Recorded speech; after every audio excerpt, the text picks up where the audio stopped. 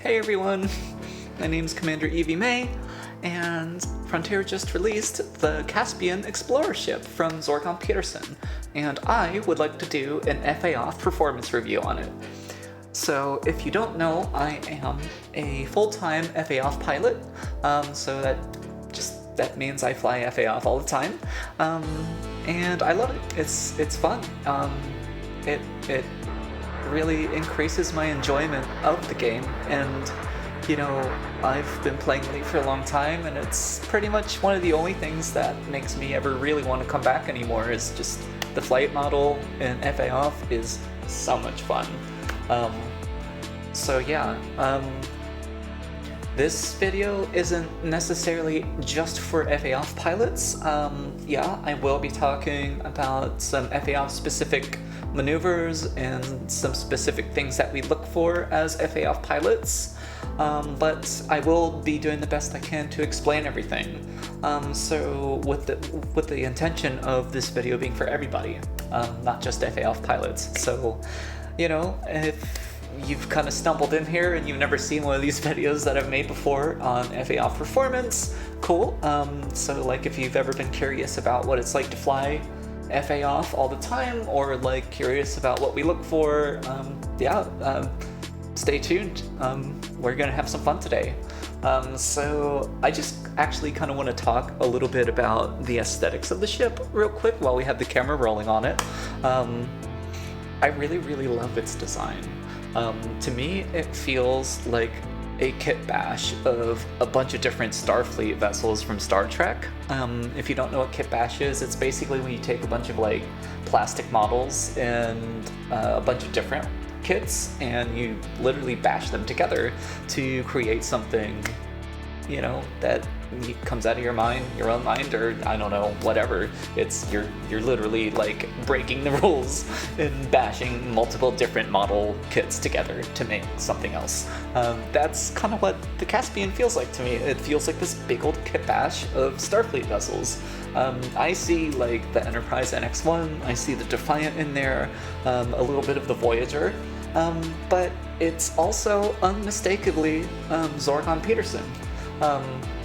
You know, like those giant cylinders in the back.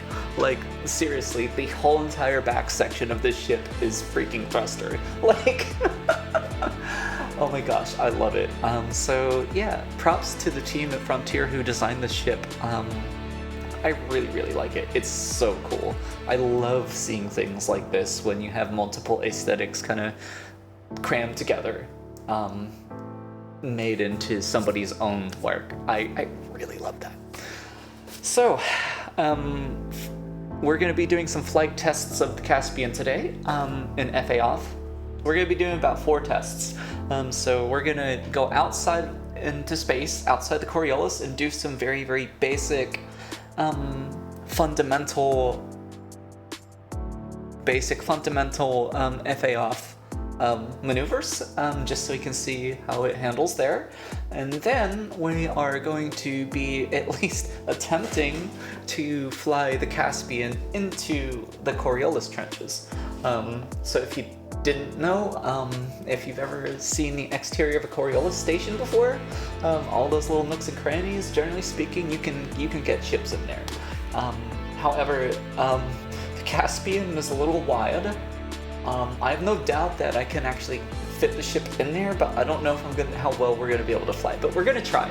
But yeah, testing, generally speaking, flying a ship inside those trenches is a really cool and fun, engaging way of combining a bunch of the fundamental FAoff moves, in my personal opinion. So I like transitioning from the basic stuff to flying in the trenches. So then the 3rd and the 4th flight tests we're going to go to a planet's surface and test how it flies unboosted and boosted inside canyons. So yeah. So before we go into space, I would like to show everybody what we're working with under the hood. I'm not gonna go super duper in depth. I did 0 min-maxing really for lightweighting it because the Caspian really seems to handle mass very well. Oh my goodness, what's it doing? The Frontier servers have been running a little bit slow today. Okay, and we're back. So, here's what we're working with under the hood. There's no hard points, there's no utility mounts. Let's skip the core internal for now, and you can see with the optionals, I didn't put anything in here that has any mass except for a tiny little shield to absorb, little bumps that we might have. So let's head to the core internal. This is my build, my personal build, by the way. So I did a quick refit with whatever I had laying around on my fleet carrier, to be ultimately honest. So yeah, lightweight alloys. I made the power plant smaller. Obviously, we're keeping our fancy schmancy Mark II thrusters that the Caspian comes with. Let me show you the engineering for it. It's sturdy drive tuning, grade 5. So yeah, that's what we're working with. I took away the fancy SCO drive because we don't need that for the test. And the rest of this stuff is pretty standard. Oh, yeah, so the power distributor.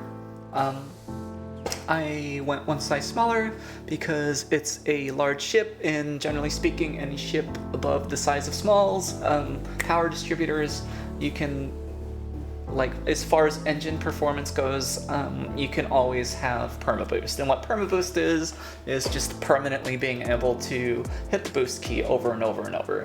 So yeah, this ship was built for exploration, and when I go exploring, I literally don't need the power distributor for almost anything except boosting. So yeah, I went one size smaller to save on that mass. As I said, it's not min-maxed for speed, but as I was stripping stuff down, I was only really getting like 1 or 2 extra meters per second.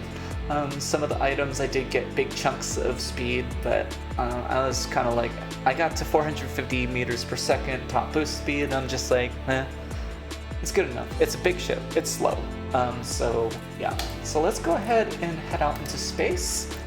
In the meantime, I am going to turn off my web camera and then put the camera on the stick so you can kind of see what I'm doing. Okay, I'll see you in space. So we have our sticks here. So I just got these. These are Gladiator NXTs from VKB. Let me just talk about them real quick. My setup here. So my left stick is for directional control. So this controls all the thrusters. The right stick is exactly what you would think if you play with the joystick. So this does pitch, roll, yaw, all the standard stuff. So let me just talk a little bit about the left stick real quick.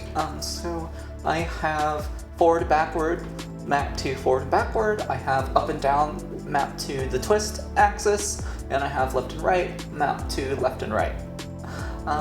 So my particular axis setup on my left stick is not the same way that many other FAoff pilots who have a double stick setup like this, we call HOSAS, by the way. So yeah, mine doesn't exactly mimic what most pilots that I've flown with do. I'm just weird. For me, it made more sense to map mine like an Xbox controller, so forward and backward is forward and backward, left and right is left and right. A lot of pilots will tell you that they like to map the throttle, so forward and backward, to the twist axis, and then vertical thrust, so up and down, is actually mapped to up and down, forward and backward on that axis there, which, honestly, it does kind of make way more sense to do it that way, because you have less range of movement that you have to do if you are trying to go forward or backward while you're moving around. But honestly, I'm just so used to doing it this way. But yeah, so just in case you are an FAoff pilot and you do run HOSAS and you're like watching me what I'm doing with the left stick, you're like, why is she doing it that way? But yeah, that's why. So, okay, let's get started with these tests here. So we're here at Selgi City. This is my friend's station. It's a very, very beautifully colored station. Oh my gosh, it's so shiny. I love it. So we're gonna start with doing our basic FAoff maneuver called tethering, which is basically we pick a point on a moving object and we try to rotate our ship with that object. So it's kind of like, you know, one item is going like this and then the other object will rotate with it as if it's one, right? So that's what we're gonna do. Think that famous scene in Interstellar when Cooper docks with the out of control spinning endurance. That's kind of what we're gonna be doing here. So let's pick a point. I'm gonna start really, really close. So I think I always pick this point here. So here we are. Let's pick this little square, and as you can see, boom, easy. The Caspian's just like, yeah, I got this. Tethered, right? We are rotating with the station as if there is an imaginary tether connecting us to the station. We are now one with the station. Let's try to move. So pay attention to the speedometer. Look at how we're only doing about like 80 meters per second. Let me just make sure, yeah. So let's move back a little bit, move the ship physically away from that square, and you will see that the speedometer will start moving a little bit faster. I'm not too familiar with physics terms, I'm sorry. I don't know what effect this is called. Maybe you can let me know in the comment section, because I was told what this is called, I can't remember. So we're tethered to this square and moving further backward. So yeah, let's go. It's actually getting a little bit more difficult to control, mostly because it's harder to see that small square, but also because we are now needing to move a little bit faster. As you can see, we are doing, what is that, about 86 to 90 meters per second. Gonna go ahead and back up a little bit more. This is a great test of how the sort of vertical and lateral thrusters can handle themselves, just to see how powerful they are and to see what their limits are. So yeah, look at the speedometer now. How far are we? We are 4 kilometers from Selye City, and we are now doing 130 meters per second. And as you can see, I'm kind of like, it's like we're like getting like lagging behind a little bit. Let's go back a little bit more. Let's try 7 kilometers. Let's see. I think I'm maybe being a little bit too ambitious with this. Let's go to 7K. Okay. I can't even see that little square, so we're just gonna roughly try to keep our tether to that point. Yeah, look at our speedometer. We are now doing, what's that, 270, 280, and the station's kind of leaving me in the dust. Let's make those verticals work a little bit. Oh my gosh, look at the shine from the paint job on this station. Okay, yeah, we're doing like, what's that, 300 meters per second, and look at how the station's not moving, but the space around it is, so we now have our tether reestablished, and we're going really, really, really fast. Anyway, let's go all the way back to that point that I chose to tether to. Let's see how well those main thrusters go. Well, having to maintain our little spiraling rotation to the station. Yeah, you see how far off course I drifted. Yeah, that was the square that I was trying to do. Okay, so let's do some point-to-point tethering. So we're just gonna kind of buzz our nose around and just basically fly to different points of the station and then stop. We'll see how well the maneuvering thrusters are able to stop all of our momentum. I'm keeping it basically in that blue zone on the throttle, which is in FAoff as well, that is the area on our kind of speed indicator where we'll be the most maneuverable. Okay, let's hit that little circle. Okay, I'm giving it a little bit of thruster juice, vertical thrust to stop. There we go, pretty easy. Let's find another spot. Let's go over to where the sun is shining.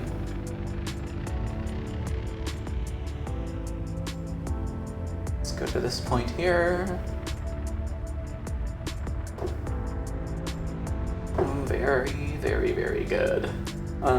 Yeah, let me see if I can take my hands off for a second.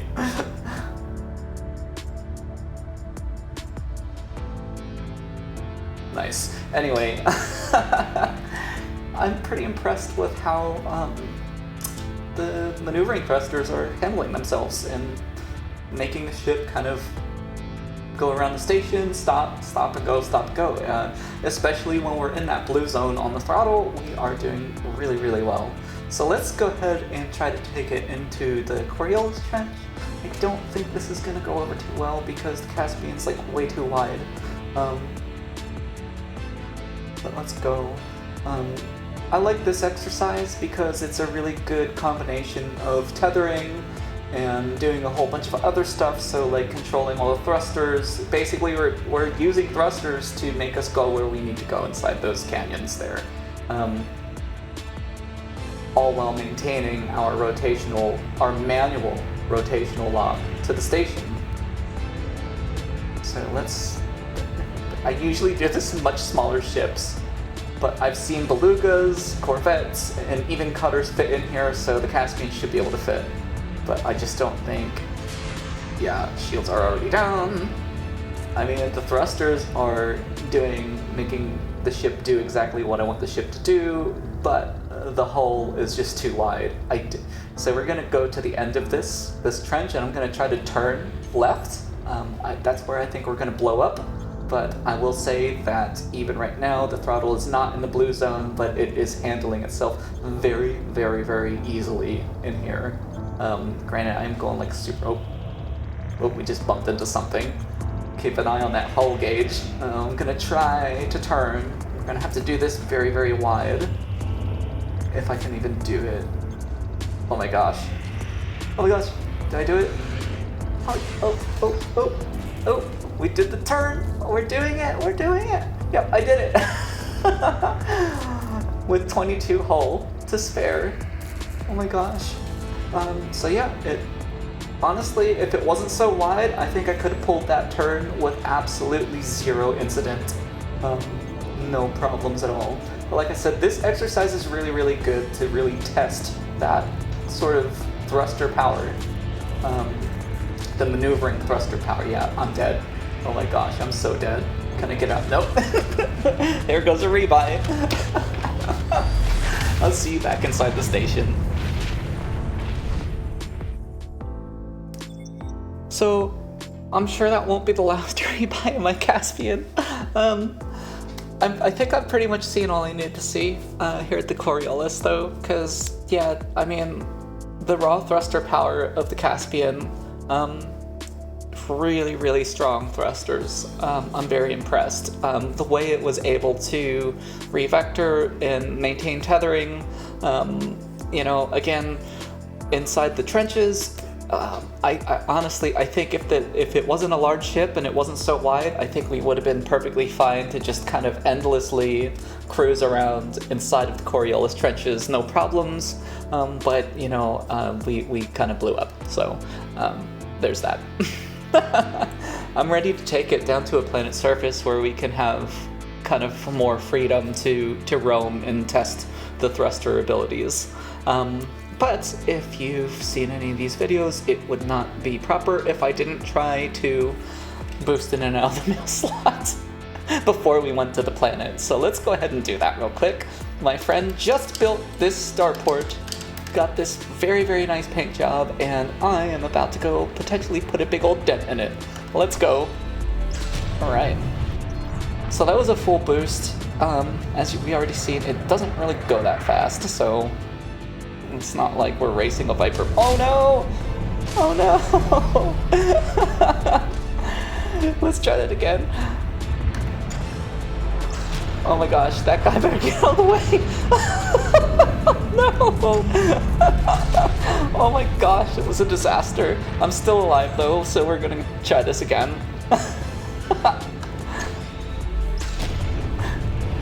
I'm pretty sure I bent the toast rack.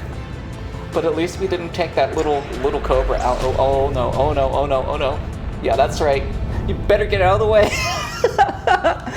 Yes, we did it. We did it. Let's see if we can go back out. Give me another boost. One more boost. One more boost. Oh, nope, that's it. Anyway, so if my friend's watching this, I'm sorry. I put a Caspian nose shaped dent in your new station. I'm sorry. Sorry. Okay, so we found a planet's surface with some canyons to do some of our testing, to do the final bits of our testing in. So this is the real test in wide open planet space in the canyons. We'll do some actual flying in practice. So we're going to do a little bit of non-boosted flight through the canyons here, and I'm just so I can get a feel for how it really handles. So far, and again, it's not like this is like brand new to me. I've flown this a little bit beforehand when I was engineering it. I have flown it, so it's not like this is my first time.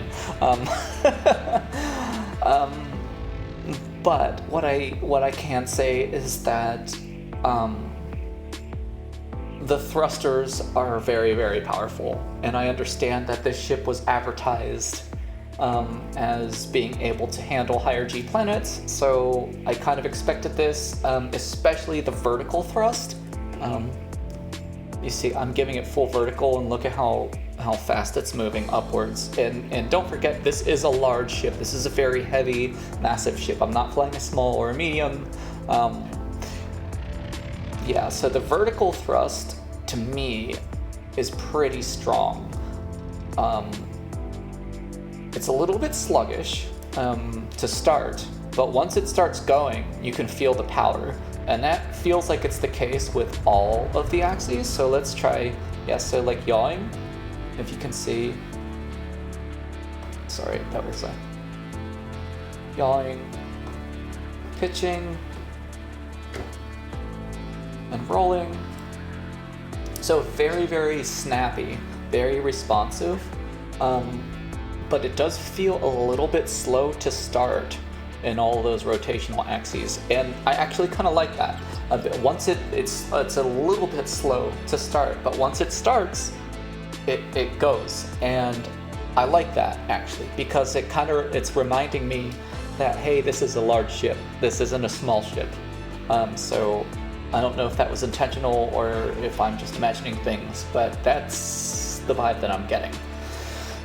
Because I've only been flying this thing for a few minutes already down here, but I'm already starting to have a hard time remembering that this is a large ship because it's moving how I would expect something like a Fer-de-Lance or like a Python to move. That's kind of what it feels like, actually, a heavy Fer-de-Lance or a heavy Python.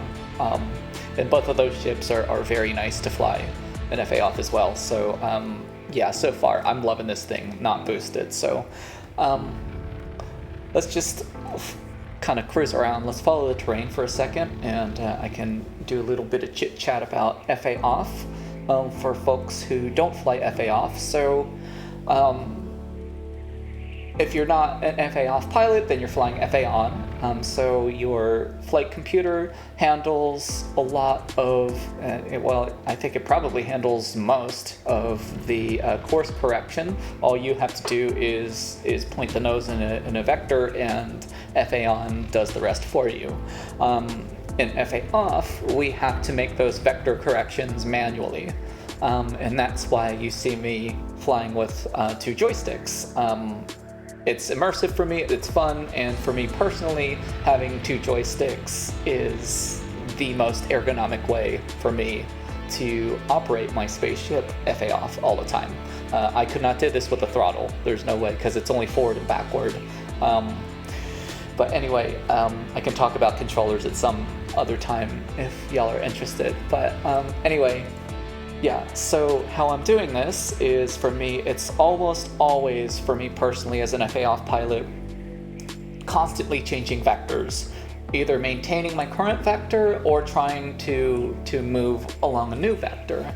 And how I achieve that is I basically use a combination of of I'm not just using one thruster. I'm firing generally at least 2 different sides of my ship's thrusters at once, and a lot of the times I'm doing all like 3 sides. So like, let's say I'm moving this way, and I want to go that way. So I'm going to I'm going to roll 45 degrees, give it full forward thrust and full vertical thrust, and I'm also giving it full left lateral thrust to go on this new vector.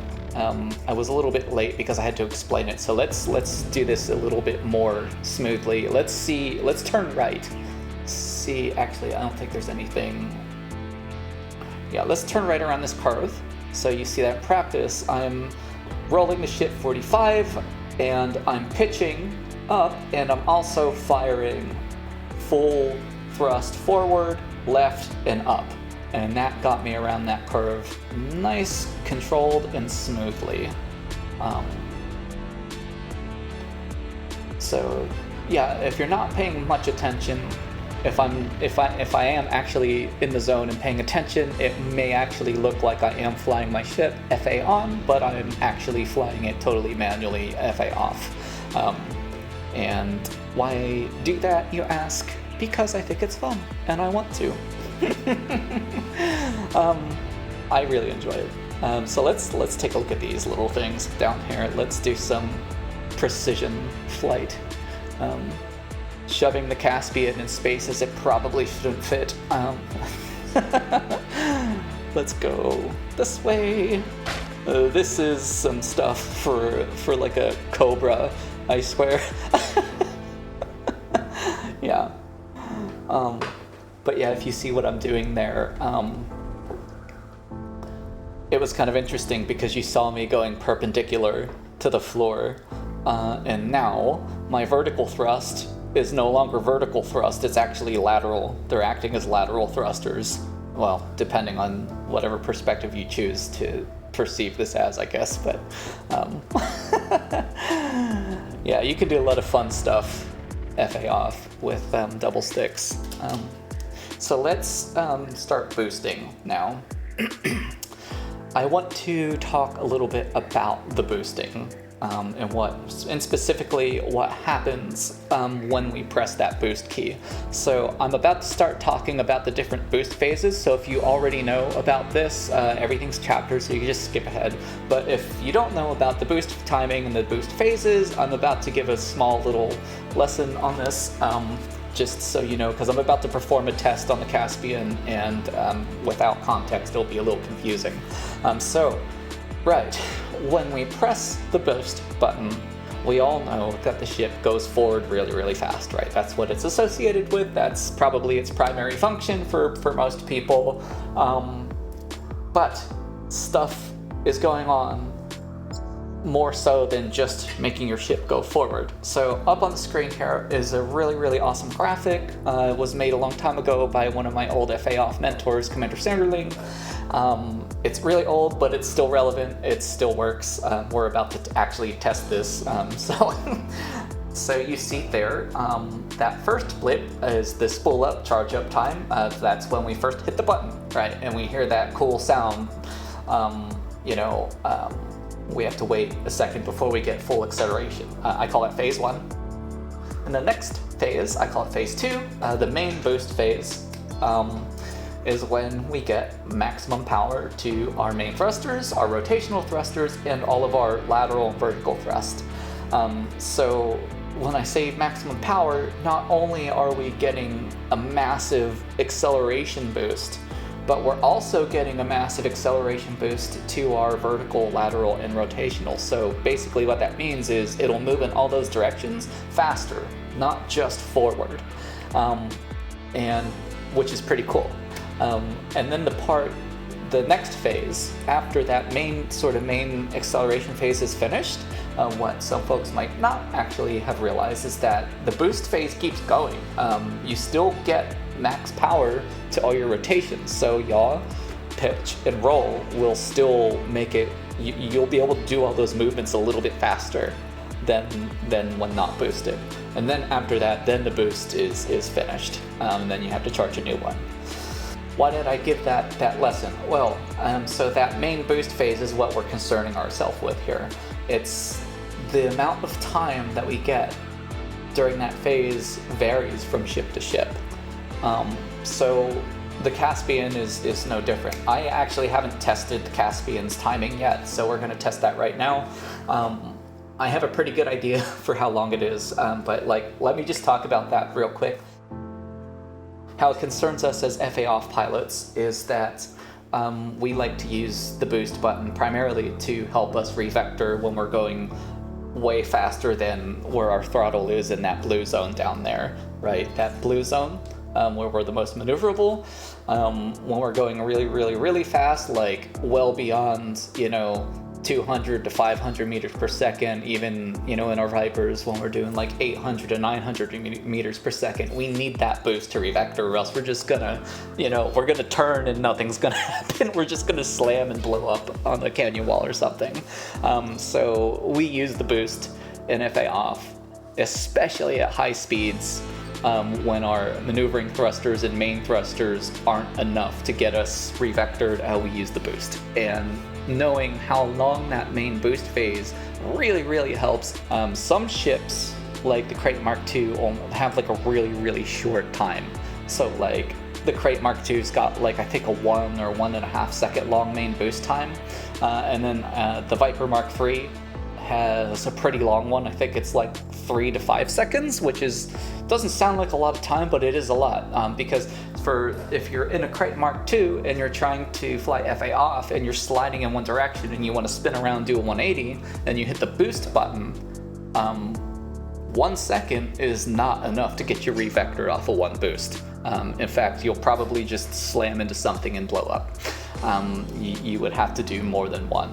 So let's test this here, the Caspian. So how I'm going to test this thing is I'm going to boost in one direction and then flip around and do a 180. And we're going to look at the speedometer, and we're going to hit the boost button, start counting seconds, and then when that speedometer stops rocketing forward, we're gonna stop counting. And that's how, it's not exact science, sorry, but that's the best method that I have. So we're gonna do our first boost here. Okay, it should be enough time. We're gonna flip around and do the actual measured boost. So 1, 2, 3. Okay, so if you noticed, I started counting during the second phase, during the first, that main thrust phase. I did not start counting when I hit the boost key. So let's try that again.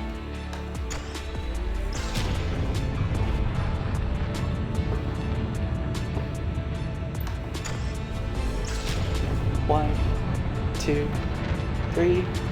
Yeah, 3 seconds, does it look like?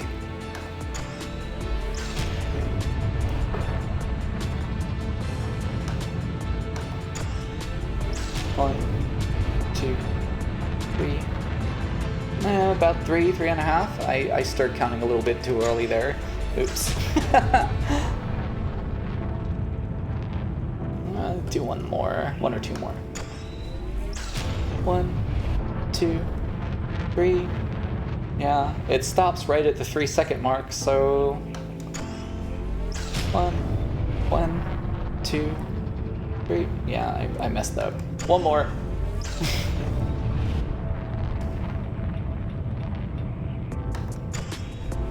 1, 2, 3.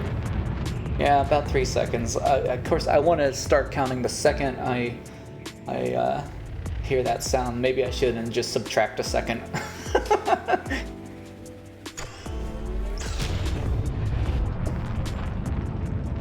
Yeah, I'm calling it. Caspian's got about a 3 second main boost time, which let's see how we can apply that. So I'm going to start flying through these canyons boosted.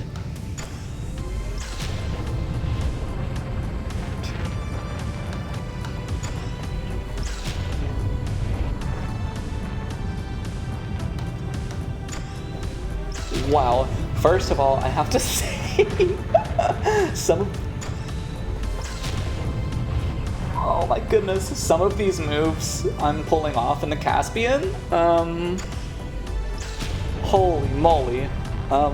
Yeah, so I've never flown like this before ever in a large ship. I mean, I've tried, and I have flown like a maniac in large ships, but what I'm saying is that no large ship I've ever flown has been this agile. Oh my goodness. Oh man, that was so much fun. Even though the Caspian is pretty slow, which is again not a complaint, because it's a large ship. Holy crap. I love it.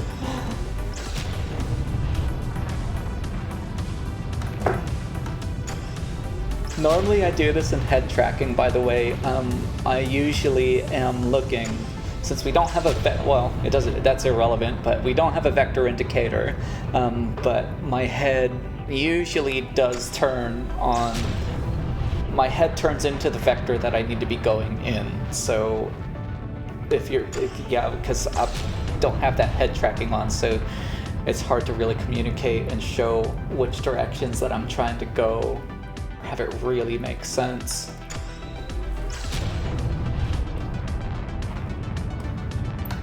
Whoa, I rolled a little bit too sharply there. I almost rolled my back engines into the floor.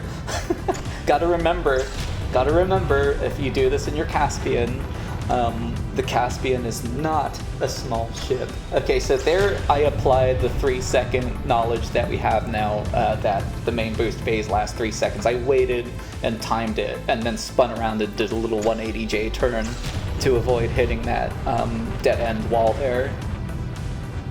Same thing there. I counted till 3 seconds, and then I actually started rotating my ship's nose so I could go in this current vector that I'm on. Oh god, oh god. Woo! That was close. That was close. I'm talking and trying to boost at the same time. I actually don't think I'm gonna blow this ship up, because it is kind of slow, unless I make another silly mistake. But I think that's pretty much it. When I do these test flights with the boosts, I usually go till I blow up, but I don't think that's possible because the Caspian is a little slow. So I'm just gonna end the boosted flight here. And the next section of our video will give the Caspian final grade. And then we'll conclude it there. So I'll see you back on the pad. Hey everyone, we're back on the pad, and this is the part where I give the ship an arbitrary letter grade. Yeah, in case there was any doubt, I'm giving the Caspian an A, which is the highest grade I can give it, I guess, or maybe even an S, or maybe I should give it a C for cheat code, because this thing handles ridiculously amazing. Yeah, I will say, if you're an FAoff pilot and you were holding off, you know, getting it on early access and just want to wait, or even whatever. I'm not trying to make you buy anything with real money. I'm just saying, if you're skeptical about Frontier's claims on this new thruster assembly being crazy good, like, yeah, nah, they weren't lying. I was really impressed with its turn rate, it's in the strength of the thrusters themselves, and oh my gosh, the boost time is just perfect. And we didn't do any timing testing for chaining boosts, but you did see me there chaining boosts pretty rapidly. You know, it was about medium length, so yeah, it wasn't a problem. I didn't find it annoying. So yeah, the Caspian, in my personal opinion, great pleasure to fly. I squeezed that 450 meters per second top boost speed out of it, but when mine is totally loaded down, so mine's kitted for exploration.